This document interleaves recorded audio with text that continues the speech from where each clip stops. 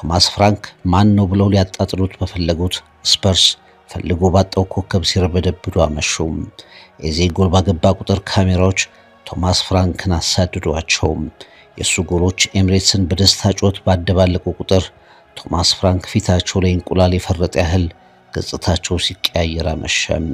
የስፐርሱ አለቃ ኤብሪቼ ኢዜ የሚለውን ስም ለዓመታት እንዳይዘነጉት ሆኖ የክሪስታል ፓላሱ ኤዜ እስካሁን ወደኛ አልመጣም እያሉ የተጠራጠሩትን የአርሰናል ደጋፊዎች ሳይቀር ጥያቄያቸውን አጠፋም።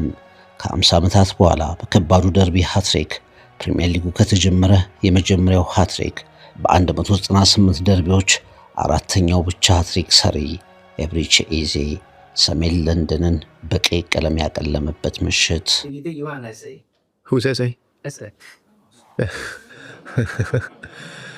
Still Eze, good feet. Eze 2-0!